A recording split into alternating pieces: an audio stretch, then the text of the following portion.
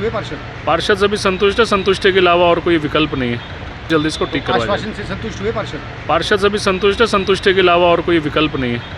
मंत्री जी ने आते बता दें कि मुझे 1 बजे सोनीपत जाना है, तो 1 बजे तक टाइम तो पास करना ही था। टाइम पास कर रहे थे? नहीं, हम भी टाइम पास कर रहे थे। आप शहर के मंत्री जैन साहब आप आते बता दें कि मुझे 1 बजे सोनीपत जाना है, तो 1 बजे तक टाइम तो पास करना ही था। टाइम पास कर रहे थे? नहीं, हम भी टाइम पास कर रहे थे। आप शहर के मंत्री जैन साहब आप शहर के। नमस्कार, डिजिटल हरियाणा पर आपका स्वागत है। मैं बॉबी दुबई। इस समय मौजूद है पानीपत के रेस्ट हाउस में, जहां पर कमल गुप्ता जी, हाँ, निकाय मंत्री कमल गुप्ता ने यहां पर स्थानीय विधायक, शहरी विधायक जो हैं प्रमोद विज, जिलाध्यक्ष अर्चना गुप्ता और सभी स्थानीय पार्षदों की मीटिंग ली है। और फिलहाल जो मीटिंग में जो चर्चा हुई है वो ही आपको बताएंगे।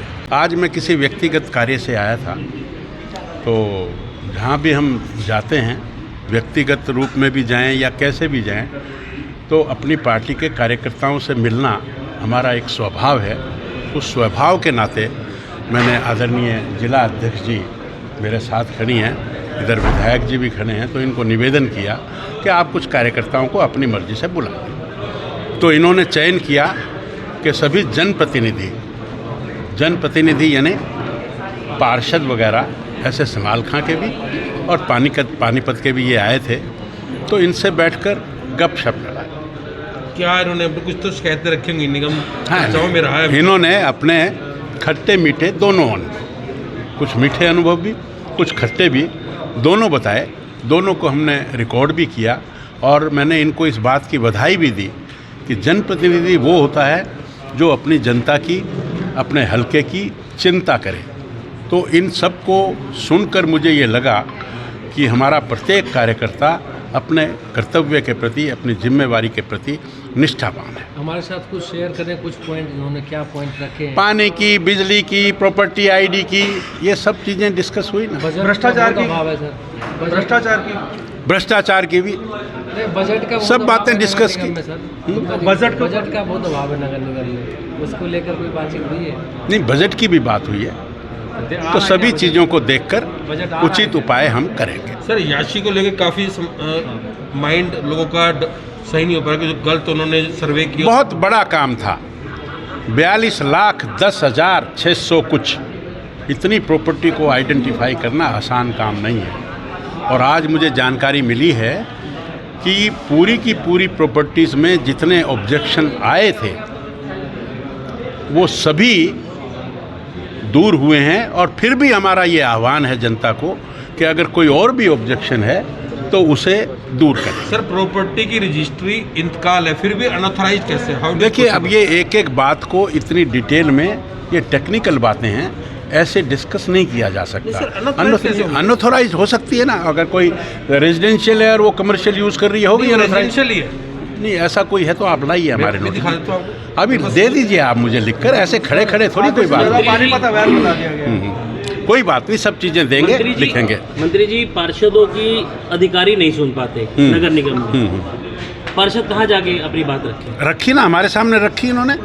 लेकिन आपकी बात से भी कहीं संतुष्ट नहीं है पार्षद, बहुत से आपसे भी नाराज हो गए हैं। चलिए, कोई बात नहीं, नाराजगी घर में होती है, और ये कहा जा रहा है कि घर में नाराजगी भी होती है। कहा जा रहा है कि मीटिंग सिर्फ ये एक मतलब टाइम पास करने वाली मीटिंग तो थी नहीं, हम तो अपने पार्टी के कार्यकर्ताओं से मिलने आए थे, मिल लिए, उसमें क्या बात है। दुख सुख तो होता है, खुशी गम भी होता है।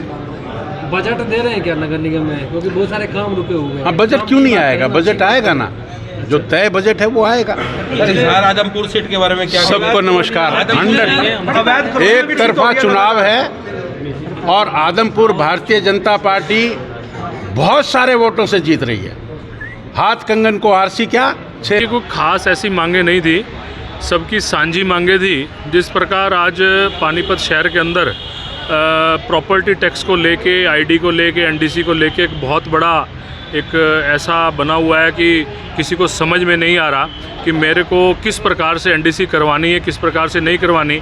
एक घर अप्रूव्ड है, दूसरा घर अनअप्रूव्ड है, तो इस प्रकार की जो समस्याएं थी इनको लेके रखी।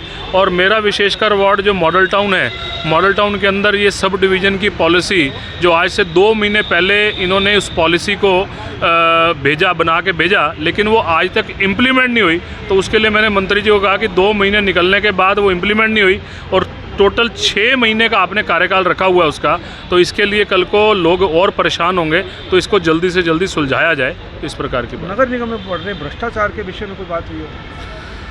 भ्रष्टाचार के विषय में सभी पार्षदों ने बात रखी है। भाई नगर निगम के अंदर एनडीसी और आईडी उन लोगों की होती है जो लोग पैसे देते हैं, उनकी होती है। बाकी एक साधारण व्यक्ति के लिए बहुत मुश्किल आ रही है।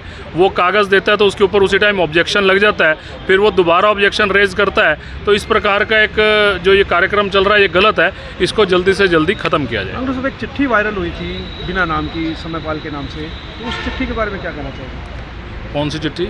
एक वो चिट्ठी वायरल हुई थी नगर निगम में, हाँ, उस चिट्ठी के बारे में समयपाल के नाम से हुई थी, मुख्यमंत्री को भी भेजी गई है और इधर भी भेजी, उसका क्या रीजन है? वो तो समयपाल जी ने मेरे ख्याल उसका एफिडेविट दिया है कि मेरे द्वारा ये नहीं किया गया, लेकिन अब किसने ये शरारत की गई है अब इसका तो पता नहीं।